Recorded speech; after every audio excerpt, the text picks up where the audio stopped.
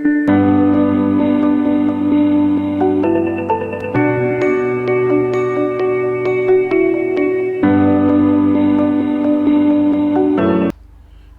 mulika fu Lassana Sidi physiothérapeute agréé d'État. Bon solo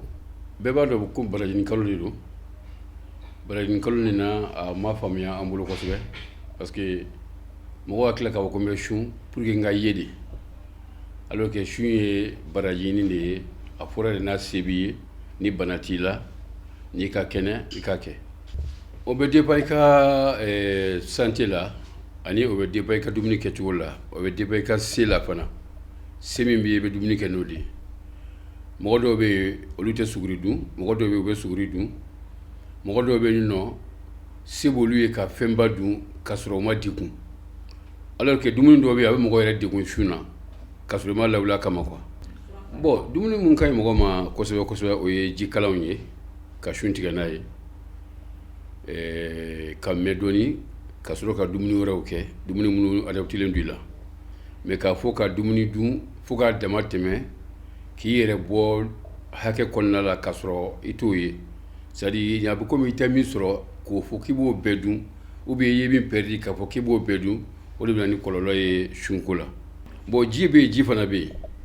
ibe shunti gani tamaro ye o kai ibe shunti gani jidoni jikala o kai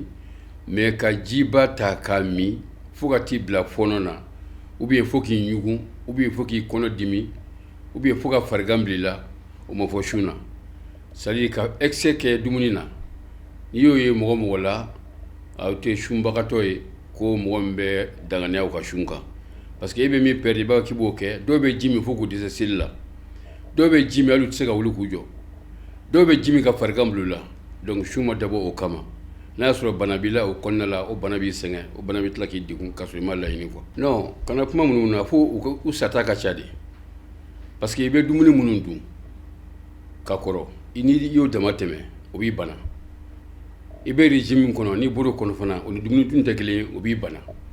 parce que ni mo nganga dumuni ke chien flatle kono ni shuna ibni shunti ngan dumuni ibna sura fana dun ibna tlaka suguri dun kaso ma dikola bon alors que chuma na sero de la a dabora barajini kama a dabora di ka ko ki mine ka do ko fembe e ka sika hine fantawna o digun konna la fendo be no o be irila o kono mais ne re tamate menoka ka fendu femi rati tay donc o blani kololoy bana do be no nobila ina fo jabeti limiti bi ka shuna parce que imanga shu ka so ga docteur ma fo il ka ta docteur fi ka laje na soro ka nga shube man ka shu mo mo be na soro jabeti yi toro ka se niveau de la e ka shu man ka ke ni tension yi toro ka se haga de la e ka shu man ka ke o ni kulo la bana yi dese ka se niveau de la e ka shu man ka ke ou bien ni be furata dungodu fura mbata sogoma ka ta midi fe ka ta shufe e ka shu man ka ke donc olu mo tigala mo ka ngu chogodon shuna et surtout tension ni jabeti be mo munna olu manga shun o kunfɛ sinon ko kasara barka ka bon kasara te dore o ye saya ndi parce que ni shuna ni ma se ka teni ni farkolo ma se ka teni bon furat se ka voka bo teni blé parce que e yere fagadi donc ama yini u fɛ mo munun be no ni bana bula mu mo dise shuna afurika mure di bo o fura islamaya kono mais ma fo ki yere faga ka ko do shuna ki be shun te fadi yayi quoi shun ye barajindi ala sago isago bo furdun kalti kacha shun yɛrɛ fɔlɔ a bɛ mɔgɔ kɛnɛya an bɛ se k'o fɔ mais ni furudimi b'i la e ni shun man kan bon e mɔgɔ min fana bɛ yen nɔ n'e bɛ fura kan kudayi i n'a fɔ kunkololabana fura e b'o ta don o don ou bien fasadimi fura e b'o ta don o don donc e ni shun man kan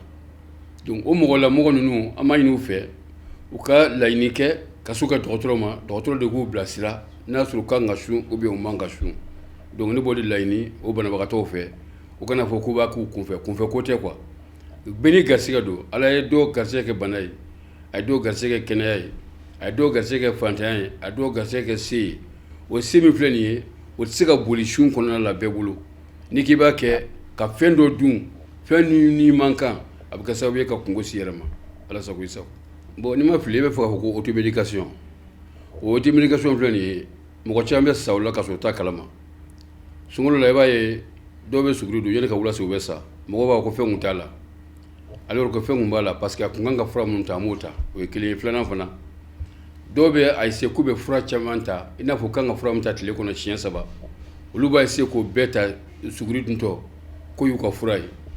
non a tɛ bɛn o b'u faga dɔw bɛ fura ta siɲɛ 1 ni suntigɛ sera u b'a ta mais est ce que a danganiyalen d'u ma u ka bana kɔnɔna la u ka fura ta wa sun kɔfɛ wa est ce que u kan ka sun wa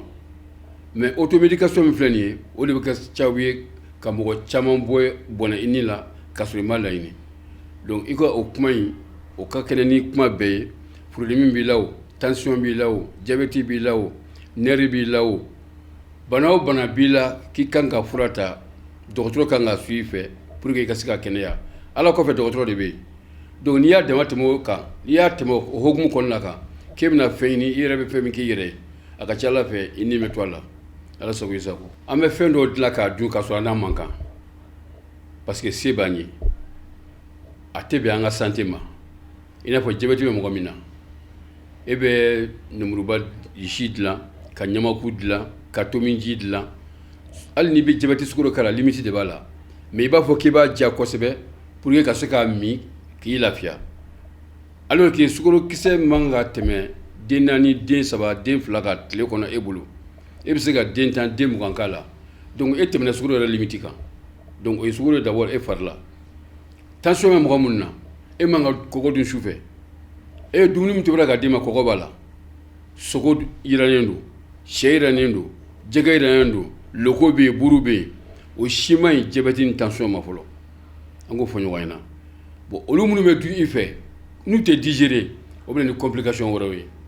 hali dɔw b'u to seli la ka bɔ ka bin a bɛɛ ye dumuni yɔrɔ ye sun tɛ dɛ o ye dumuni yɔrɔ de ye parce que fɛn min bɛ dun u fɛ a ma se ka digérer u ma se ka a dun u farikolo la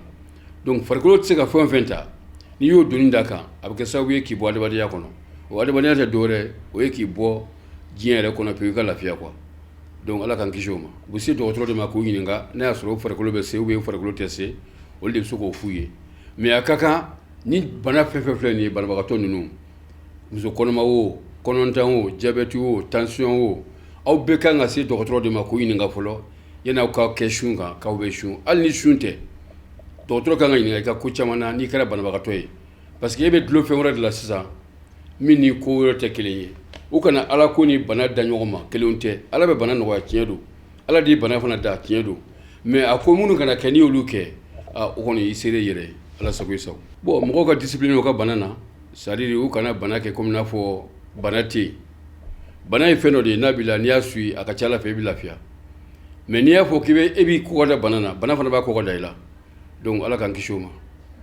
ala ka jamana ɲɛma jɔ ka sababu ɲuman k'an ye ala ka sunkalo tɛmɛ jira n na hɛrɛ la ala k'an sago d'an ma